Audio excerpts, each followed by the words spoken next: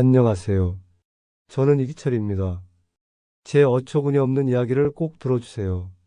결혼식장에서 사위에게 전 재산을 넘긴 지 석 달 만에 제 딸은 중환자실에 누워있고 사위는 장례식장부터 알아보자고 말했습니다. 그때 저는 알았습니다. 제가 뭔가 크게 잘못 짚었다는 걸요. 지방 재래시장 골목에서 세탁소를 30년 넘게 운영했습니다. 가게는 낡았지만 늘 바쁘게 돌아갔고 제 삶의 대부분이 이곳에서 흘렀습니다. 아내는 몇 해 전에 병으로 먼저 떠났고 큰딸도 같은 병으로 보냈습니다. 그래서 저는 남은 막내딸 예진 하나만 바라보고 살았습니다. 아침엔 셔츠에 다리미를 대고 저녁엔 고무장갑을 벗으며 혜진이 퇴근했다는 전화를 기다렸습니다. 제 하루는 단순했고 그 단순함이 저를 버티게 했습니다. 혜진은 대학을 졸업하고 회사에 다녔습니다. 성격이 차분하고 약속을 어기는 일이 없었습니다. 몇 년 전 혜진이 박준서라는 남자를 데려왔습니다. 그는 물류 관련 스타트업을 운영한다고 소개했습니다. 아버지, 이 사람이 준서예요. 회사 일로 만났는데 좋은 사람이에요. 말투가 매끄럽고 예의가 바른 편이었습니다. 준서는 제 손을 꼭 잡으며 인사했습니다. 장인어른 잘 부탁드립니다. 혜진 씨 평생 잘 모시겠습니다. 결혼 후 둘은 서울 외곽 신축 아파트로 이사했고 저는 한 달에 한 번씩 김치며 수건을 챙겨 들고 올라가 밥을 함께 먹었습니다. 평범한 일상이었습니다. 결혼 3년 즈음 토요일 오후였습니다. 손님이 몰리는 시간에 둘이 예고 없이 제 세탁소를 찾아왔습니다. 준서는 문을 열고 먼저 들어와 인사를 했고 혜진은 카운터 안쪽에 놓인 의자에 조심스럽게 앉았습니다. 아버님, 가게가 참 알차네요. 평판이 좋으니 손님이 끊이질 않는 거죠. 그냥 꾸준히 열심히 하는 거지. 혜진은 잘 지내나? 혜진은 웃었지만 웃음이 얇았습니다. 그때 준서가 본론을 꺼냈습니다. 아버님, 사업 확장을 하려 합니다. 물류센터 바로 앞에 추가 창고 계약이 가능한데 초기 자금이 급합니다. 은행 대출도 진행 중인데 중도금이 먼저 필요한 상황입니다. 준서는 잠시 말을 멈췄다가 이어갔습니다. 제가 혜진이를 평생 책임지겠다고 약속드렸습니다. 이번만 도움을 주신다면 반드시 갚겠습니다. 필요한 금액은 제 저축 전부에 가까웠습니다. 저는 말을 아꼈습니다. 손에 쥐고 있던 영수증 뭉치가 약간 떨렸습니다. 솔직히 말하면 저는 이런 부탁이 싫었습니다. 하지만 혜진이 제 옆으로 와서 말했습니다. 아버지, 준서 말처럼 이번 하나만 도와주세요. 저도 같이 갚을게요. 매달 일정 금액으로요. 저는 한참을 생각했습니다. 그리고 조용히 고개를 끄덕였습니다. 좋다. 대신 조건이 있다. 혜진을 다치게 하지 마라. 몸도 마음도. 그리고 갚는 계획을 달마다 문자로 보내라. 내가 직접 책임져라. 준서는 바로 상한 계획표를 휴대전화 메모로 만들어 보여주었습니다. 저는 저축통장을 건넸고 모자라는 부분은 집을 담보로 대출을 받아 계좌 이체했습니다. 다음 날 준서는 차용증 양식을 들고 와 제 도장과 서명을 받았습니다. 액수, 상환기간, 지연이자 비율까지 적혀 있었습니다. 저는 사본을 파일에 꽂아 세탁소 금고에 넣었습니다. 그날 밤 저는 혼자 라면을 먹었습니다. 기분이 가라앉았지만 딸의 미래라는 생각으로 스스로를 달랬습니다. 한 달 후 저녁 7시가 넘어서 전화가 왔습니다. 준서였습니다. 장인어른 큰일 났습니다. 혜진이가 다쳤습니다. 지금 수술실에. 저는 손님 바지를 다리 밑판에 올려둔 채 전원을 끄고 가게 셔터를 내렸습니다. 버스를 타고 또 택시를 갈아타고 병원으로 갔습니다. 제 시간 감각은 흐려졌고 눈앞이 하얗게 번졌습니다. 병원 수술실 앞. 준서는 의자에 앉아 고개를 숙이고 있었습니다. 저는 바로 물었습니다. 어떻게 된 거냐? 제가 운전했습니다. 고속도로에서 졸았습니다. 갓길에 서 있던 화물차 뒤를 박았습니다. 조수석 쪽 충돌이었습니다. 죄송합니다. 다 제 잘못입니다. 저는 말이 나오지 않았습니다. 한참 뒤 겨우 물었습니다. 너는 왜 멀쩡하냐? 운전석은 크게 안 찌그러졌습니다. 충돌 지점이 조수석 쪽이라. 전 타박상만. 저는 고개를 들었습니다. 말은 맞았습니다. 하지만 마음속에 무언가 걸렸습니다. 준서 셔츠에서 강한 향수 냄새가 났습니다. 이런 날 향수를 뿌릴 이유가 있을까? 저는 입을 다물었습니다. 추측은 아직 증거가 아니었기 때문입니다. 수실 문이 열리고 의사가 나왔습니다. 환자 상태가 좋지 않습니다. 중환자실에서 경과를 보겠습니다. 저는 의사의 설명을 끝까지 들었습니다. 의학 용어는 복잡했지만 의사는 위험하다고 명확히 말했습니다. 저는 의자에 앉아 두 손을 모았습니다. 밤새 병원 복도 창가에 기대 서 있었습니다. 아침이 되어도 준서는 자리를 지키지 않았습니다. 저는 간호사에게 물었습니다. 같이 있던 사위가 어디 갔습니까? 아침 일찍 나가셨어요. 업무가 급하다고 하셨어요. 그날 점심 무렵 저는 일단 세탁소를 확인하려고 병원에서 나왔습니다. 가게 문을 열려다 말고 혜진 부부의 집이 떠올랐습니다. 사위의 말이 사실인지 확인하고 싶었습니다. 버스를 타고 그 아파트로 갔습니다. 현관 앞 복도에 이삿짐 트럭이 서 있었습니다.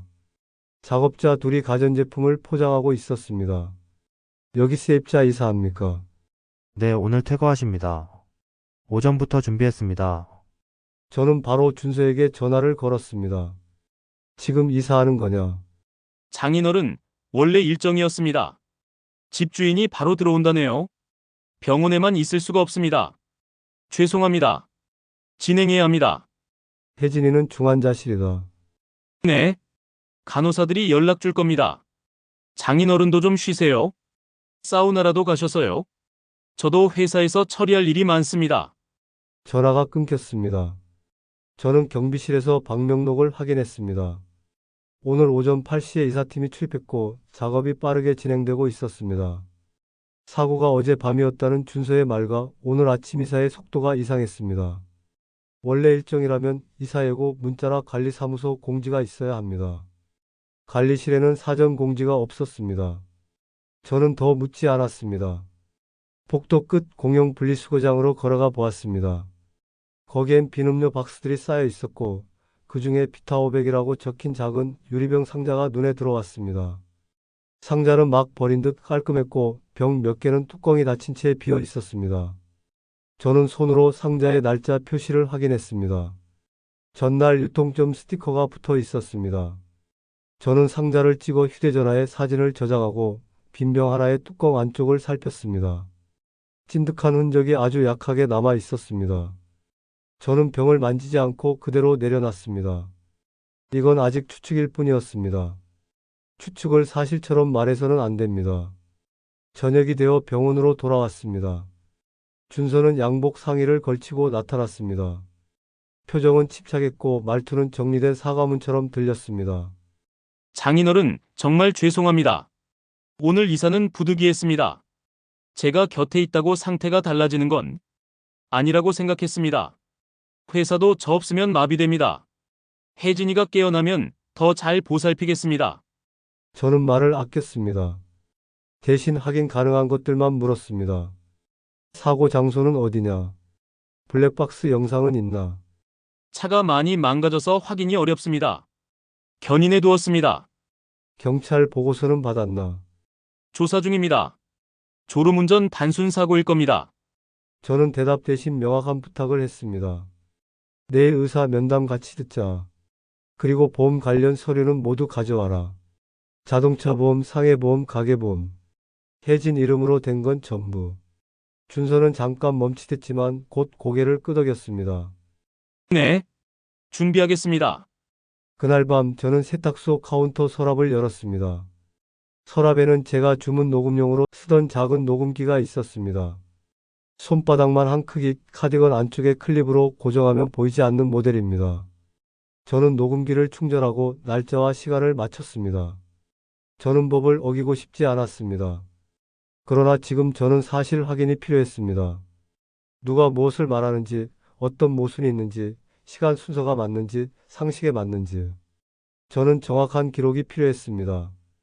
다음 날 병원 가족 상담실 앞 복도에서 준서를 만났습니다. 넥타이가 삐뚤어져 있었습니다. 저는 넥타이를 바르게 매주겠다고 말했습니다. 준서는 고개를 숙였습니다. 그 사이 저는 제 카디건 안쪽에 고정해둔 녹음기에 녹음을 켰습니다. 이 장치가 곧바로 정답을 주진 않습니다. 하지만 말을 정확히 남겨두면 말 바꾸기를 확인할 수 있습니다. 저는 이 방법이 최소한의 방어라고 생각했습니다. 의사는 말했습니다. 환자는 위독합니다. 장기 손상과 출혈이 큽니다. 경과를 더 지켜봐야 합니다.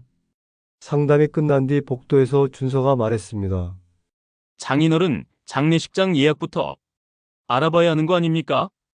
혹시 모르니까요. 저는 그 말을 그대로 들었습니다. 해석을 붙이지 않았습니다. 저는 조용히 말했습니다. 그 말 지금 그대로 저장했다. 너도 내가 한 말을 기억해라. 준서는 눈을 피했습니다. 저는 문을 향해 돌아섰습니다. 제 의심은 이제 시작이었습니다.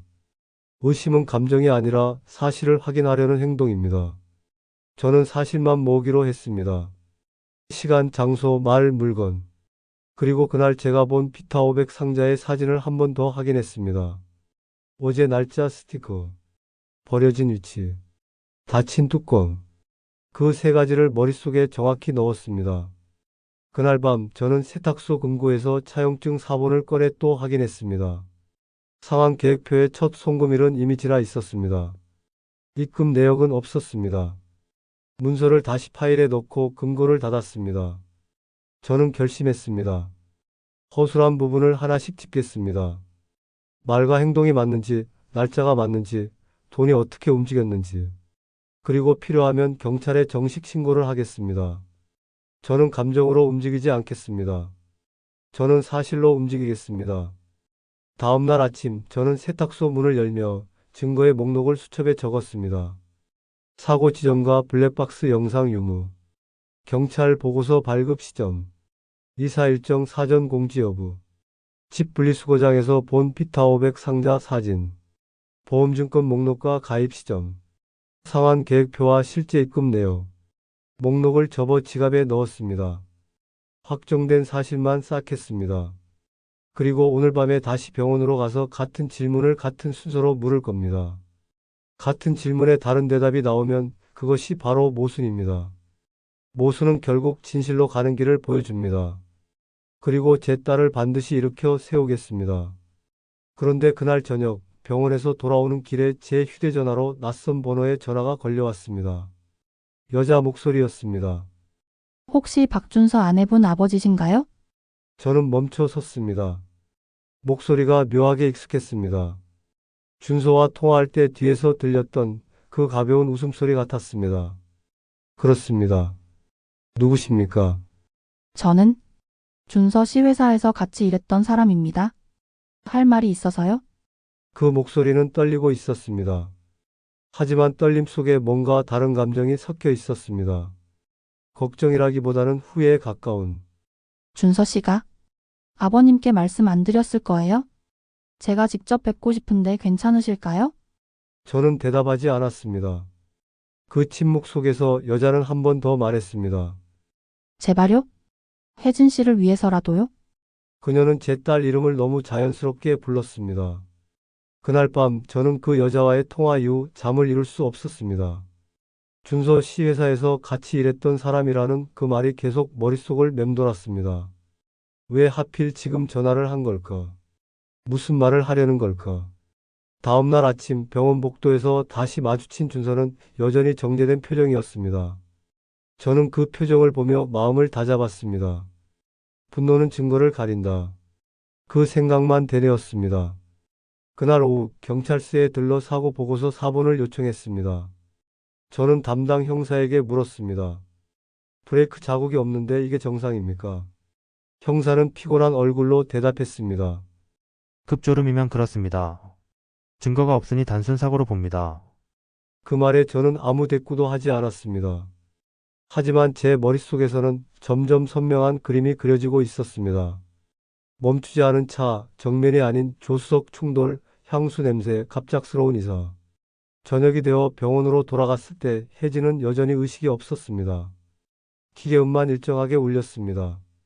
그때 병실 창문 너머로 보이는 복도 끝, 준서가 휴대전화를 붙잡고 낮은 목소리로 통화하고 있었습니다. 오늘까지 다 정리해야 돼. 보험사에서 확인 전화 오기 전에. 그 한 문장이 제 귀에 박혔습니다. 저는 걸음을 멈췄습니다. 그는 곧 통화를 끝내고 저를 보고 싱긋 웃었습니다. 장인어른, 정신 없으시죠?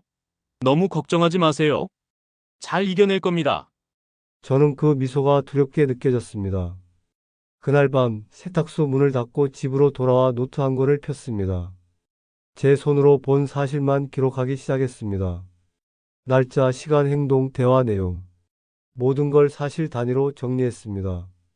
그건 누군가에게 보여주기 위함이 아니라 제 자신의 감정에 휩쓸리지 않기 위한 방어막이었습니다. 이틀 뒤 준서가 병원에 나타나지 않았습니다.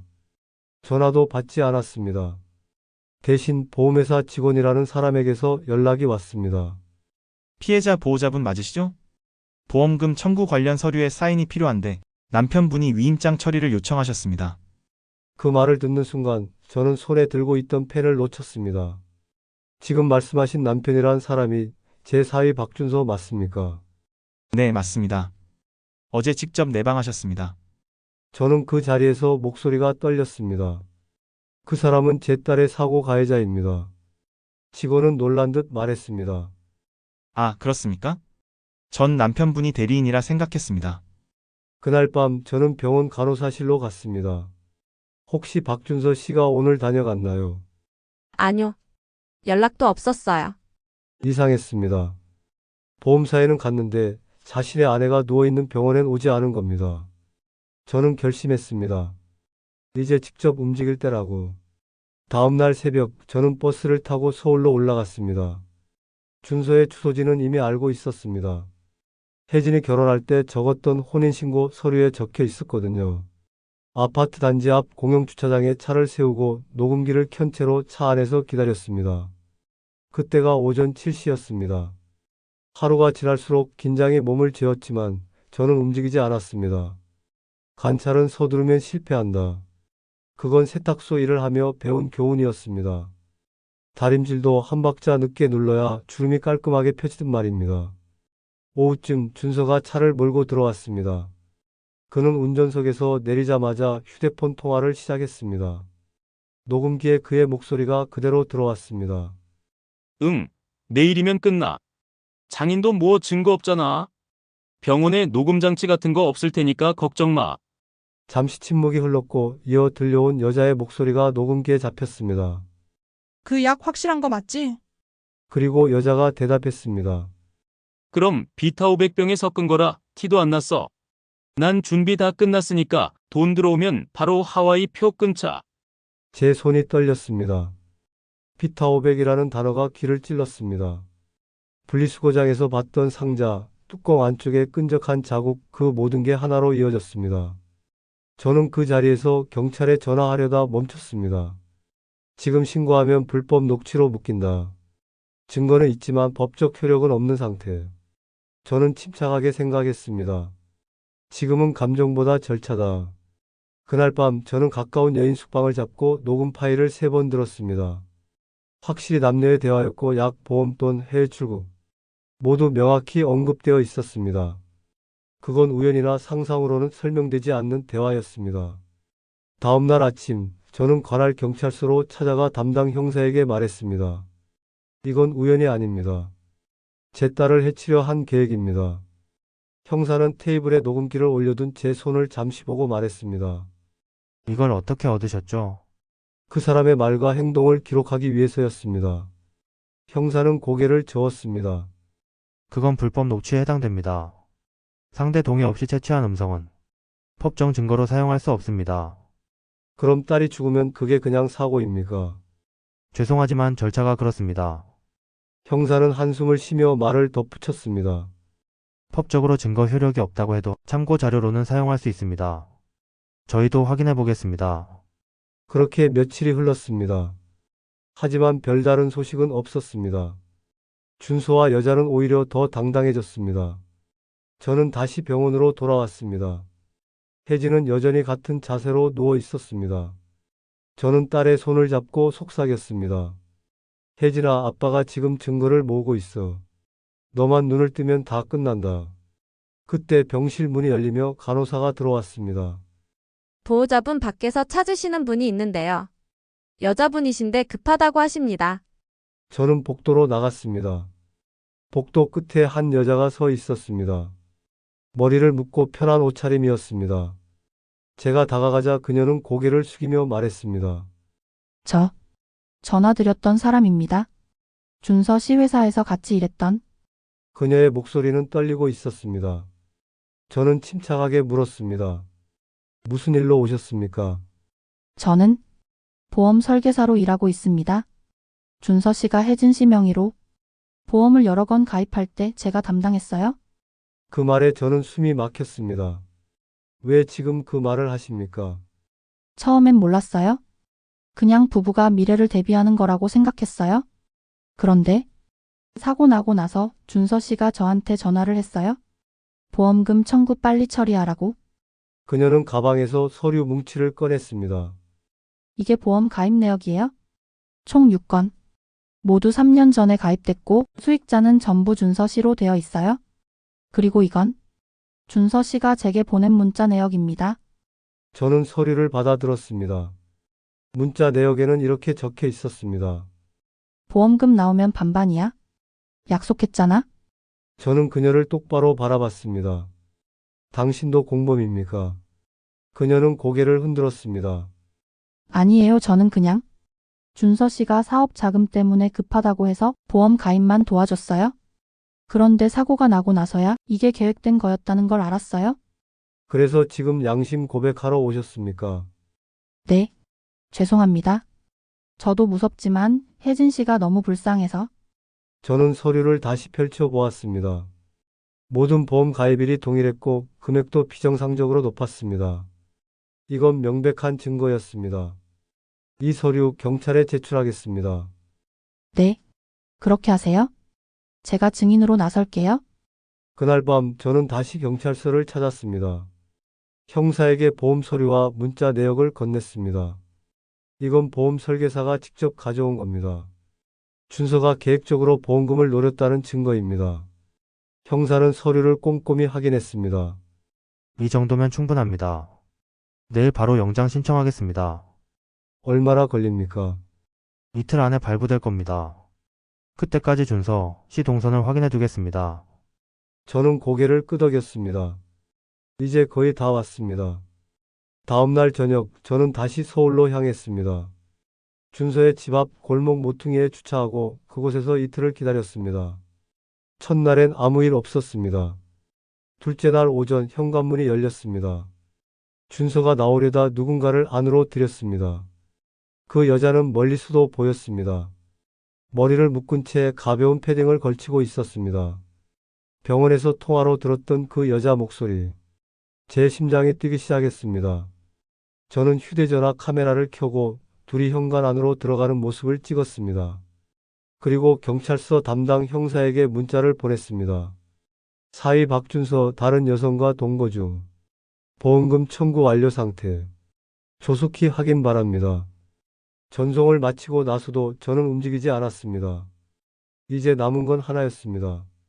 딸의 증언. 혜진이 깨어나기만 한다면 모든 모순이 단 한 문장으로 정리될 수 있었습니다. 저는 마음속으로 조용히 중얼거렸습니다. 혜진아, 제발 눈을 떠다오. 내가 눈을 뜨면 진실이 살아난다. 그날 밤 저는 병원으로 돌아왔습니다. 복도는 고요했고 기계음만 규칙적으로 울리고 있었습니다. 저는 혜진의 병실 앞 의자에 앉아 눈을 감았습니다. 피곤했지만 마음은 이상하게 평온했습니다. 모든 조각이 제자리를 찾아가고 있었습니다. 이제 마지막 한 조각만 남았습니다. 그때 병실 안에서 작은 소리가 들렸습니다. 저는 벌떡 일어나 문을 열었습니다. 혜진의 손가락이 미세하게 움직이고 있었습니다. 그날 밤 혜진의 손가락이 미세하게 움직였습니다. 저는 간호사를 불렀지만 간호사는 고개를 저었습니다. 일시적인 반사작용일 수 있습니다. 아직 의식이 돌아온 건 아니에요. 그렇게 다시 며칠이 흘렀습니다. 병원 복도는 여전히 조용했고 기계음만 규칙적으로 울리고 있었습니다. 저는 매일 같은 자리에서 같은 말을 했습니다. 혜진아, 아빠야. 조금만 더 힘내자. 다 밝혀놨어. 너만 눈을 뜨면 끝이야. 그리고 그날 아침 기적처럼 일이 벌어졌습니다. 간호사가 허겁지겁 달려와 소리쳤습니다. 보호자분, 환자분이 눈을 떴어요. 저는 의자에서 벌떡 일어나 병실로 뛰어 들어갔습니다. 침대 위에 혜진이 천천히 눈을 깜빡이며 제 쪽을 바라봤습니다. 입술이 미세하게 떨렸습니다. 빠. 그 한마디에 저는 모든 게 무너져 내리는 기분이었습니다. 기쁨이 아니라 안도였습니다. 딸이 살아있었다는 사실 하나로 세상이 다시 돌아왔습니다. 의사가 급히 들어와 상태를 확인했습니다. 의식이 돌아왔습니다. 다만 아직 몸이 약하니 무리하시면 안 됩니다. 며칠 뒤 혜진은 중환자실에서 일반 병실로 옮겨졌습니다. 몸은 쇠약했지만 의식은 또렷했습니다. 의사는 조용히 말했습니다. 이제 간단한 대화는 가능하실 겁니다. 다만 기억이 부분적으로 혼란스러울 수 있습니다. 저는 딸의 손을 잡고 물었습니다. 사고 나기 전에 기억나는 게 있니? 혜진은 잠시 눈을 감았다가 천천히 대답했습니다. 운전하기 전에 준서가 비타오백을 줬어요. 피곤하니까 이거 마셔라고 했어요. 그거 마시고 나서 기억이 끊겼어요. 그 말을 듣는 순간 제 머릿속에서 모든 퍼즐이 완성됐습니다. 피타오백 약물 보험 이사 향수 냄새. 이 모든 게 한 줄의 계획이었습니다. 저는 조용히 물었습니다. 그때 준서가 무슨 말을 했는지 기억하니? 차 타기 전에 그랬어요. 이제 곧 편해질 거야. 걱정하지 마. 그게 마지막이었어요. 저는 그 말을 그대로 받아 적었습니다. 이건 추측이 아닌 직접 진술이었습니다. 경찰서에 이 내용을 전달하면 불법 녹취와 달리 피해자의 증언으로 증거가 완성됩니다. 혜진아, 이 말 경찰에게 해줄 수 있겠니? 혜진은 고개를 끄덕였습니다. 네, 해야죠. 준서가 저를 죽이려고 했다는 걸 이제 알겠어요. 그 말을 들으며 저는 딸의 손을 꽉 잡았습니다. 저는 곧장 경찰서로 향했습니다. 담당 형사는 서류를 넘기며 물었습니다. 이기철 씨 이번엔 확실한 증언입니까? 예. 제 딸이 직접 기억을 말했습니다. 약을 섞은 음료를 건넸고 운전 전 고의적 발언까지 했습니다. 형사는 고개를 끄덕였습니다. 그럼 바로 영장 신청하겠습니다. 녹취본은 참고로만 두고 피해자 진술을 중심으로 수사하죠. 얼마나 걸립니까? 내일 아침이면 발부됩니다. 바로 체포영장 집행하겠습니다. 그날 저녁 경찰은 준서의 집에 급습 영장을 들고 찾아갔습니다. 저도 형사들과 함께 뒤따랐습니다. 현관문이 열리자 집안에서 들려오는 음악이 멈췄습니다. 준서와 그 여자는 식탁에 앉아 있었습니다. 테이블 위에는 와인잔과 노트북이 놓여 있었습니다. 형사는 즉시 소리쳤습니다. 박준서 씨 사기 및 살인미수 혐의로 체포합니다. 준서가 자리에서 벌떡 일어나 외쳤습니다. 무슨 헛소리입니까? 증거라도 있어요? 그때 형사가 말했습니다. 피해자가 깨어났습니다. 그리고 다 기억하고 있습니다. 준서의 얼굴에서 피가 싹 가셨습니다. 그는 비틀거리며 벽에 기대더니 고개를 흔들었습니다. 그럴 리가. 의사가 불가능하다고 했는데. 형사가 수갑을 채우며 말했습니다. 하늘이 받겠죠. 아무리 치밀해도 진실은 묻히지 않습니다. 저는 그 옆에서 그를 바라봤습니다. 그가 제게 눈을 맞추더니 비웃듯 말했습니다. 장인어른, 증거 없으면 나 또 나옵니다. 그때 보죠. 저는 담담하게 대답했습니다. 그땐 내가 아니라 내 딸이 너를 법정에서 본다. 여자도 함께 수갑이 채워졌습니다. 그녀는 울며 소리쳤습니다. 저는 몰랐어요. 준서가 시킨 거예요. 형사가 그녀를 제지하며 말했습니다. 진술은 서에서 하십시오. 둘은 경찰차에 태워졌고 저는 그 모습을 끝까지 지켜봤습니다. 사이렌 소리가 멀어지자 저는 비로소 깊은 한숨을 내쉬었습니다. 며칠 뒤 사건은 언론에 보도되었습니다. 남편 아내 생명보험 유권 가입 후 고해 사고 유도. 공범 여인 보험 설계사 출신으로 범행 계획. 세탁소 앞에 선 동네 사람들이 저를 위로했습니다. 세상에 그 사이놈이 그런 인간일 줄이야. 저는 말없이 고개만 숙였습니다. 자랑할 일은 아니었습니다. 그저 다시는 누군가 이런 일을 겪지 않기를 바랐습니다. 재판은 빠르게 진행됐습니다. 혜진은 증인석에 섰습니다. 아직 완전히 회복된 건 아니었지만 눈빛은 단단했습니다. 남편이 차를 몰기 전 비타오백을 건넸습니다. 그 안에 약이 섞여 있었던 것 같습니다. 그리고 사고 전 저에게 이제 곧 편해질 거야 라고 했습니다. 법정 안은 정적에 휩싸였습니다. 판사는 준서를 향해 물었습니다. 피고인 피해자에게 약물을 섞은 사실 있습니까? 준서는 침묵했습니다. 판사는 다시 물었습니다. 피해자 명의의 보험을 6건이나 가입한 이유는? 준서는 고개를 숙였습니다. 공범인 여자가 먼저 울며 입을 열었습니다. 제가 했어요. 제가 시켰어요. 돈이 필요했어요. 판사는 망치를 내리쳤습니다. 피고인 박준서 징역 25년, 공범 강모 씨 징역 15년. 법정에서 그 말을 듣는 순간 제 손이 미세하게 떨렸습니다. 분노 때문이 아니라 끝났다는 안도감이었습니다. 세탁소에서 손님 옷을 다림질할 때처럼 삶의 주름 한 줄이 펴지는 기분이었습니다. 재판이 끝난 후 혜진과 저는 법원 계단에 나란히 앉았습니다. 햇빛이 따스했습니다. 아빠 고생 많으셨어요. 무슨 소리냐? 내가 더 힘들었지. 아빠가 아니었으면 저 정말 죽었을 거예요. 저는 딸의 어깨를 두드렸습니다. 이제 다 끝났어. 이제부터 다시 시작이야. 몇 달 뒤 혜진은 완전히 회복했습니다. 저희는 고향으로 내려왔습니다. 저는 다시 세탁소 문을 열었고 혜진은 그동안 받은 배상금 일부로 작은 서점을 열었습니다. 세탁소 옆 간판엔 혜진 책방이라는 이름이 걸렸습니다. 책 냄새와 세제 냄새가 섞인 거리. 그곳이 이제 저희의 새 일터였습니다. 혜진은 하루에도 여러 번 가게 문을 열고 제게 말했습니다. 아빠 점심 먹었어요? 그럴 때마다 저는 늘 같은 대답을 했습니다. 그럼 벌써 먹었지. 오늘도 다림질할 옷이 많다. 하루는 혜진이 조용히 말했습니다. 아빠 이제 그 사람들 생각 안 나죠? 저는 잠시 손을 멈추고 웃었습니다. 생각나긴 하지. 하지만 분노로는 살 수 없지 않니? 우린 이제 다시 시작하는 사람들이야. 혜진은 고개를 끄덕였습니다. 세탁기 소리가 규칙적으로 울렸습니다. 그 리듬은 마치 평화를 세탁하는 소리처럼 들렸습니다. 비극을 지나 다시 삶으로 돌아온 사람들의 소리. 어느 날 저녁 혜진이 세탁소로 찾아왔습니다. 손에 작은 액자를 들고 있었습니다. 아빠 이거 드릴게요. 액자 안에는 제가 찍었던 피타500 상자 사진이 들어 있었습니다. 그 아래에는 혜진이 직접 쓴 글귀가 있었습니다. 증거는 진실을 지킵니다. 그리고 아버지는 저를 지켜주셨습니다. 저는 액자를 받아 들고 한참을 바라봤습니다. 이걸 왜 액자로 만들었니? 잊지 말자고요. 아빠가 어떻게 저를 구했는지. 그리고 진실은 반드시 밝혀진다는 걸요. 저는 액자를 세탁소 금고 옆 벽에 걸었습니다. 그날 저녁 저는 세탁소 문을 닫으며 불을 끄기 전 천천히 액자를 한 번 더 바라봤습니다. 그건 이제 과거의 증거가 아니라 우리가 버텨낸 증표였습니다. 그리고 속삭였습니다.